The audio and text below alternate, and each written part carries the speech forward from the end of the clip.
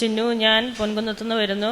ഞാൻ ആദ്യമായി ഇവിടെ ഉടമ്പടി എടുക്കുന്നത് ഡിസംബർ 5-ാം തീയതിയാണ്. ഞാൻ ഖത്തറിന് പോകാനുള്ള ഖത്തർ പ്രൊമോട്ടറിക്ക് എഴുതാൻ വേണ്ടി ഇവിടെ വന്ന് ഉടമ്പടി എടുത്ത് പ്രാർത്ഥിച്ചു. എക്സാം എഴുതുന്നതിന് മുമ്പ് എൻ്റെ വെഞ്ചിരിച്ച ഉപ്പ് ഞാൻ ആ ഹോളിൻ്റെ വാതിക്കലിടുകയും ആ കമ്പ്യൂട്ടറിൻ്റെ സൈഡിൽ കൂടെ ഉപ്പ് വിതറി പ്രാർത്ഥിക്കുകയും ചെയ്തു. പിന്നെ എൻ്റെ ഉടമ്പടി കാശുരൂപം എൻ്റെ കയ്യിലുണ്ടായിരുന്നു. ആ ഉടമ്പടി കാശുരൂപം വെച്ച് ഞാൻ മാതാവിനോട് പ്രാർത്ഥിച്ചു, എന്നെ എക്സാം പാസ്സാക്കണേ ഫസ്റ്റ് ചാൻസിൽ. പിന്നെ ഓരോ ക്വസ്റ്റ്യൻ വായിക്കുമ്പോഴും അത് സബ്മിറ്റ് ചെയ്യുമ്പോഴും ഞാൻ എത്രയും ദൈവം മാതാവെ ചൊല്ലിക്കൊണ്ടാണ് ചെയ്തത്. അങ്ങനെ ഒരു 150 ക്വസ്റ്റ്യൻ്റെ ഒരു 300 എത്രയും ദൈവം മാതാവെ ഞാൻ അവിടെ ഇരുന്ന് ചൊല്ലി. അത്ഭുതം പറയട്ടെ, എന്നെ ഫസ്റ്റ് ചാൻസ് തന്നെ മാതാവിനെ എക്സാം പാസ്സാക്കി 150-ൽ 100 മാർക്ക് തന്ന് മാതാവിനെ അനുഗ്രഹിച്ചു. രണ്ടാമത് എൻ്റെ ഡേറ്റ ഫ്ലോ ഖത്തറിനുള്ള ഒരു കുഴപ്പം കൂടാതെ പാസ്സാകാൻ വേണ്ടിയായിരുന്നു. ഒരു തടസ്സവും കൂടാതെ മാതാവിനെ അത് ഡേറ്റ ഫ്ലോ പാസ്സാക്കി തന്നു.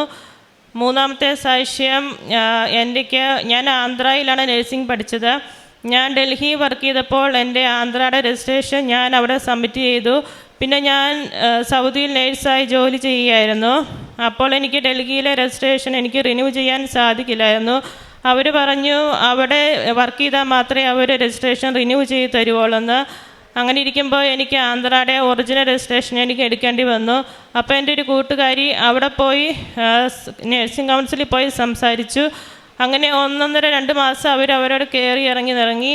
അപ്പോൾ അവർ പറഞ്ഞു ഡൽഹിയിൽ നിന്നൊരു മെയിലും വന്നിട്ടില്ല എന്ന്. അപ്പോൾ ആന്ധ്രയിൽ പോയി ഡൽഹി പറഞ്ഞു ആന്ധ്രയിൽ നിന്ന് വന്നില്ല എന്ന്. അങ്ങനെ അവർ അങ്ങോട്ടും ഇങ്ങോട്ടും പറഞ്ഞുകൊണ്ടിരുന്നു. ഫെബ്രുവരി മാസം എൻ്റെ ആന്ധ്രയുടെ രജിസ്ട്രേഷൻ എനിക്ക് കയ്യിൽ കിട്ടി ഒറിജിനൽ. നാലാമത്തെ സാക്ഷ്യം, എനിക്ക് ഖത്തറിന് പോകാനുള്ള മെഡിക്കൽ എറണാകുളത്ത് നടക്കുകയായിരുന്നു. അപ്പോൾ എൻ്റെ എക്സ്റേയിൽ ഒരു സ്പോട്ട് ഉണ്ടെന്ന് പറഞ്ഞു. അപ്പോൾ അവരെന്നോട് പറഞ്ഞു ഒരു CT ടെസ്റ്റ് ചെയ്ത് നോക്കാമെന്ന്. CT ടെസ്റ്റ് ചെയ്ത് ഓക്കെ നോർമൽ ആവുകയാണെങ്കിൽ അവർ മെഡിക്കൽ ഫിറ്റാക്കാമെന്ന് പറഞ്ഞു, അല്ലെങ്കിൽ അവർ അൺഫിറ്റ് ആക്കുമെന്ന് പറഞ്ഞു.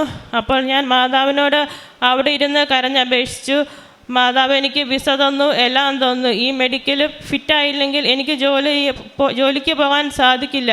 അപ്പോൾ ഞാൻ മാതാവിനോട് പ്രാർത്ഥിച്ചു, ഒരു കുഴപ്പവും കൂടാതെ എനിക്ക് മെഡിക്കൽ ഫിറ്റാക്കി തരണേ എന്ന്. അങ്ങനെ ഞാൻ CT ചെയ്തിട്ട് അവരുടെ ഓഫീസിൻ്റെ താഴെ വന്നിരുന്ന് പ്രാർത്ഥിച്ചു. ഞാൻ മാതാവിനോട് പ്രത്യക്ഷീകരണ പ്രാർത്ഥന ചൊല്ലി. എൻ്റെ കയ്യിൽ ഉടമ്പടി പത്രം ഇരിപ്പുണ്ടായിരുന്നു. ഞാനത് വായിച്ചുകൊണ്ടേയിരുന്നു, കൃപാസന പത്രം. അപ്പോൾ മുകളിൽ നിന്നൊരു ചേച്ചി ഇറങ്ങി വന്നിട്ട് എന്നോട് പറഞ്ഞു മുകളിലോട്ട് കയറി വരാൻ. അപ്പോൾ ഞാൻ ചോദിച്ചു എന്തായി മെഡിക്കൽ ഓക്കെ ആയോ എന്ന്. അപ്പോൾ അവർ പറഞ്ഞു മുകളിലോട്ട് കയറുവായെന്ന് പറഞ്ഞു. അപ്പോൾ ഞാൻ ഓരോ സ്റ്റെപ്പ് കയറുമ്പോഴും കൃപാസനത്ത് ഉടമ്പടി പത്രത്തിൽ ഓരോ സാക്ഷ്യങ്ങൾ വായിച്ചുകൊണ്ടാണ് ഞാൻ കയറി വന്നത്. അപ്പോൾ അവരെന്നോട് പറഞ്ഞു മെഡിക്കൽ ഓക്കെ ആയെന്ന്.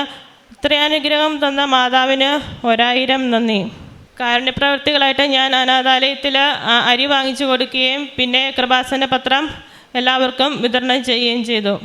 കർത്താവ് ആത്മാവിനെ ഉത്തേജിപ്പിച്ച് കണ്ണുകളെ പ്രകാശിപ്പിക്കുന്നു.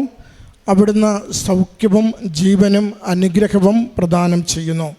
പ്രഭാഷകൻ്റെ പുസ്തകം 34-ാം അധ്യായം 20-ാം തിരുവചനം. ചിന്നു എന്ന ഈ മകൾ തൻ്റെ ഖത്തറിൽ പോകുവാനുള്ള പ്രോസസ്സിൻ്റെ നാളുകളിൽ അമ്മ മാതാവിൻ്റെ സവിശേഷമായ സംരക്ഷണം വഴി ലഭിച്ച അനുഗ്രഹങ്ങളെയാണ് ഈ അൾത്താരയിൽ സാക്ഷ്യപ്പെടുത്തിയത്.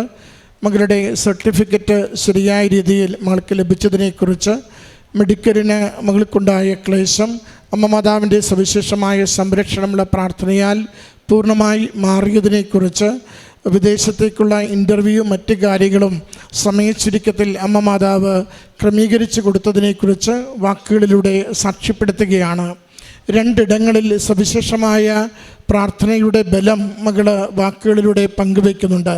അത് ഒന്ന്, മാതാവിൻ്റെ പ്രത്യക്ഷീകരണ പ്രാർത്ഥന ആവർത്തിച്ച് ചൊല്ലിക്കൊണ്ട്, എത്രയും ദയുള്ള മാതാവേ എന്ന പ്രാർത്ഥന ആവർത്തിച്ച് ചൊല്ലിക്കൊണ്ട് അമ്മയുടെ കരങ്ങളിൽ തൻ്റെ ജീവിതത്തിൻ്റെ നിസ്സഹായ അവസ്ഥ ഏൽപ്പിച്ചു കൊടുക്കുകയും അത് മകൾക്ക് അനുഗ്രഹത്തിന് കാരണമായി തീർന്നതിനെ സാക്ഷ്യപ്പെടുത്തുന്നുണ്ട്. മറ്റൊന്ന്, മെഡിക്കലിൽ ആദ്യത്തെ എക്സ്റേയിൽ തനിക്ക് സ്പോട്ടിംഗ് കാണിക്കുന്നത് കൊണ്ട് സ്കാനിങ്ങിലേക്ക് കാര്യം റെഫർ ചെയ്യുമ്പോൾ പൂർണ്ണമായും അമ്മ മാതാവിൽ ശരണപ്പെട്ട് ഉടമ്പടി നേർച്ച വസ്തുക്കൾ ഉപ്പും തൈലവും ഉപയോഗിക്കുകയും ഉടമ്പടി കാശുരൂപം മുഴുവൻ സമയവും കയ്യിൽ അമർത്തിപ്പിടിച്ച് കുരിശു വരച്ചുകൊണ്ട് അമ്മയുടെ സന്നിധിയിലേക്ക് ആ വിഷയത്തെ ഏൽപ്പിച്ചു കൊടുക്കുന്നു. അതുമാത്രമല്ല, ആ മണിക്കൂറുകളിൽ ആ റിസൾട്ട് കാത്തിരിക്കുന്ന നിമിഷം മുഴുവനും പ്രത്യക്ഷീകരണ പ്രാർത്ഥന ചൊല്ലിയും ഓരോ സാക്ഷ്യവും ആവർത്തിച്ച് വായിച്ച് ദൈവശക്തിയാൽ എനിക്ക് ശരീരത്തിലുള്ള കുറവുകൾ മുഴുവനായി നീക്കിത്തന്ന മെഡിക്കൽ ഫിറ്റ്നസ് തരുന്നതിന് വേണ്ടി മകൾ പ്രാർത്ഥിച്ചതിനെ അൾത്താരയിൽ എടുത്തു പറഞ്ഞ് സാക്ഷ്യപ്പെടുത്തുന്നുണ്ട്. പ്രിയമുള്ളവരെ, ജീവിതത്തിൽ നാം കടന്നു പോകുന്ന പ്രശ്നങ്ങളും രോഗക്ലേശങ്ങളും ജീവിതത്തിൻ്റെ അവസ്ഥകളും വ്യത്യസ്തമാണ്. നാം ഓരോരുത്തരും വിശ്വാസത്തെ എങ്ങനെ പ്രയോഗിക്കുന്നു, അമ്മയിൽ എങ്ങനെ ശരണപ്പെടുന്നു, ദൈവശക്തിയാൽ ഇപ്പോഴുള്ള സങ്കടത്തിൻ്റെയും കണ്ണീരിൻ്റെയും ജീവിതാവസ്ഥകളും പ്രശ്നങ്ങളും മാറിപ്പോകുമെന്ന് ഉറച്ചു വിശ്വസിച്ചുകൊണ്ട് അമ്മയുടെ കരങ്ങളിൽ നിയോഗം സമർപ്പിക്കുവാൻ സാധിക്കുമെങ്കിൽ നമുക്കത് അനുഗ്രഹത്തിന് കാരണമാകും. സമയച്ചുരുക്കത്തിൽ ജീവിതം നമുക്ക് ദൈവാനുഗ്രഹം പ്രാപിക്കുന്നതിന് വഴിയൊരുക്കുകയും ചെയ്യും. അതിൻ്റെ സാക്ഷ്യങ്ങളാണ് ഈ മകൾ ജീവിതാനുഭവങ്ങളായി നമ്മുടെ മുമ്പിൽ പങ്കുവച്ചത്. ഈ മകൾക്ക് ലഭിച്ച ദൈവിക സംരക്ഷണത്തിനും അമ്മ മാതാവിൻ്റെ നിരന്തരമായ സാന്നിധ്യത്തിനും അതോടൊപ്പം ജീവിതത്തിൻ്റെ ഈ പ്രത്യേക നിയോഗത്തിനും ലഭിച്ച എല്ലാ അനുഗ്രഹങ്ങൾക്കും അമ്മ മാതാവിനും തിരുക്കുമാരനും നന്ദി പറഞ്ഞുകൊണ്ട് കരങ്ങളടിച്ച് ഈ സാക്ഷ്യം നമുക്ക് സമർപ്പിക്കാം. അത്യപൂർവ ദൈവാനുഭവങ്ങൾ ഇനി നിങ്ങൾക്കും സ്വന്തം. ഈ യൂട്യൂബ് ചാനൽ ഇതുവരെ സബ്സ്ക്രൈബ് ചെയ്തിട്ടില്ലെങ്കിൽ ഇപ്പോൾ തന്നെ സബ്സ്ക്രൈബ് ചെയ്യുക.